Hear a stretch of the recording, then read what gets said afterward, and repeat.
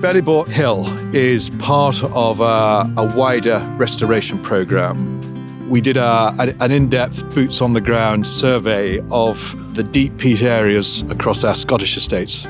Since then, we've been developing an operational plan to establish a programme of works over the next 5 to 10 years. This site was actually prioritised not because this is the area of the worst erosion, but actually we felt we could have quite a big impact on biodiversity here.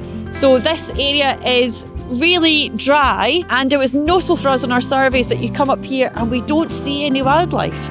But we know from the previous phases of works, holding back that bit more water, creating more sphagnum-filled pools, we're seeing an increase in waders, an increase in grouse, and we thought this is a really good opportunity for this site here.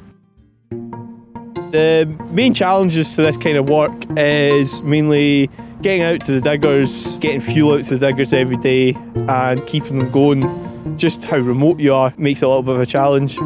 We're mainly using zipping and damming, wave damming down the ditches. We're reprofiling the gullies and damming them, just peat damming the gullies. Having seen the success of the wave dam and zipping approach elsewhere, Cairngorms National Park, the Loch Lomond and Trossachs National Park, we were keen to trial it first here because we want to see how it works on particularly dry peat. We were interested to see how the site responded to that technique when you don't have such slippery, wet turfs and peat to play with.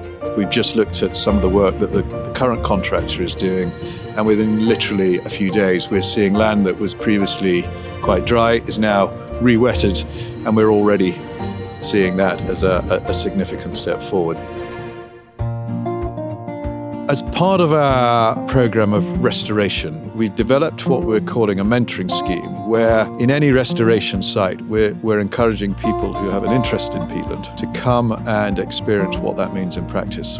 So the mentoring scheme was a brilliant success. We had 8 mentees on the scheme. But what we did through that scheme is we looked at a very complex area of erosion in probably the worst winter conditions. So the whole thing was a really great way of actually understanding how dynamic these systems are and how you do still need to be reactive to condition changes despite how good your design might be to start with.